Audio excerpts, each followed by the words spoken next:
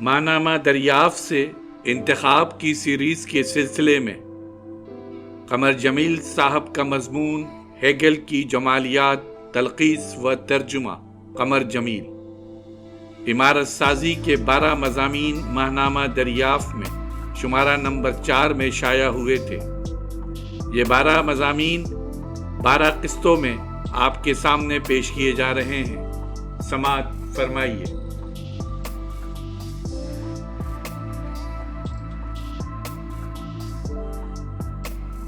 کلاسیکی اور رومانی طرز تعمیر کے درمیان رومن فن تعمیر آتا ہے، جس میں گنبد اور محرابوں کی ترقی ہوئی۔ یونانی طرز تعمیر دراصل رومن عمارت سازی کا ماڈل تھا۔ رومن طرز تعمیر اپنے گنبد اور محراب کے ساتھ یونانی آرٹ کے بعد اور عیسائی آرٹ سے پہلے رونما ہوا۔ ہم بڑی حد تک یقین کے ساتھ یہ کہہ سکتے ہیں کہ محراب اور گنبد سے نہ قدیم مصری واقف تھے اور نہ بابل کے لوگ، نہ بنی اسرائیل اور نہ فنیقی قوم کے افراد۔ محرابیں ہمیں یونان میں ملتی ضرور ہیں، مگر شاذ و نادر اور بعد میں پیریکلین عہد سے پہلے کسی محراب کا سراغ نہیں ملتا۔ یونانی فن تعمیر کی امتیازی خصوصیت اس کے ستون ہیں اور ان پر زاویہ قائمہ بناتے ہوئے شہتیر۔ روم کے فن تعمیر کا سب سے مشہور نمونہ ایگریپا کے پینتھیون کا نیم دائرہ نما گنبد ہے، جو جوپیٹر کے نام سے منسوب ہے، اور دوسرے طاقوں میں مارس، وینس اور 3 دوسرے دیوتا تھے جنہیں پہچانا نہیں جا سکا ہے۔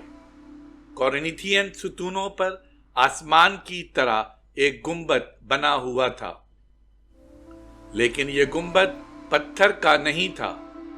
روم کے باشندے عام طور پر گنبد اس طرح بناتے تھے کہ وہ اصلی گنبد کی جگہ پہلے لکڑی کا ایک گنبد بناتے تھے اور پھر اس لکڑی کے گنبد پر چاک اور ایک خاص قسم کے سیمنٹ سے چونے کے پتھروں، ٹوٹی ہوئی اینٹوں کے ٹکڑوں اور آتش فشاں کی راکھ سے یعنی چٹانوں کے پاؤڈر سے بنتی تھی۔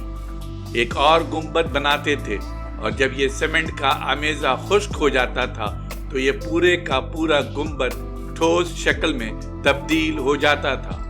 تب وہ لکڑی کا گنبد وہاں سے ہٹا دیتے تھے۔ اس طرح ایک مضبوط گنبد تیار ہو جاتا تھا جس کا بہت کم بوجھ دیواروں پر ہوتا تھا۔ رومن فن تعمیر کی سب سے نمایاں خصوصیت اس آرٹ میں محراب کا ارتقاء ہے۔ یونانی طرز تعمیر بہت سادہ ہے، آرائش میں بھی وہ نزاکت کا خیال رکھتے تھے۔ یونانی طرز تعمیر کے برعکس رومن طرز تعمیر میں شان و شوکت ہے۔ یونانیوں کے ہاں یہ شان و شوکت ہے بھی تو عام اجتماع کی عمارتوں کے لیے مخصوص ہے۔ ان کے نجی گھر بہت سادہ نوعیت کے تھے۔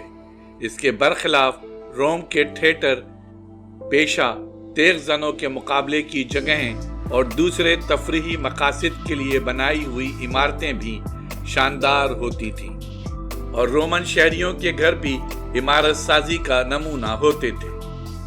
خانہ جنگی کے بعد بڑے بڑے بنگلے، حمام، گیلریاں، سیڑھیاں تعیش کے ساتھ بنائی جاتی تھیں اور ان پر بے پناہ دولت خرچ کی جاتی تھی۔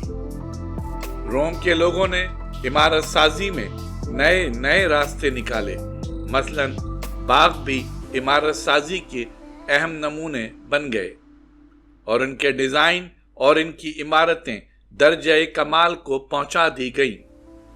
اس قسم کی ایک مثال لوکولیس کا بنگلہ ہے۔ اس قسم کا رومن فن تعمیر فرانسیسیوں اور اطالوی معماروں کے لیے ماڈل کا کام کرتا رہا ہے۔ جرمنی بھی ایک طویل عرصے تک اطالویوں اور فرانسیسیوں ہی کے نقش قدم پر چلتا رہا ہے۔ ابھی حال ہی میں ہم نے یونانیوں کے کلاسیکی فن تعمیر کی طرف ماڈل کی حیثیت سے دیکھنا شروع کیا ہے۔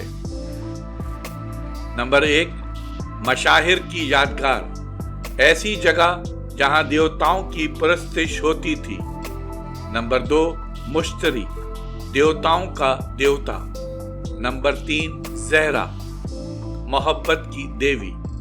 نمبر 4، جنگ کا دیوتا مریخ۔ جاری ہے۔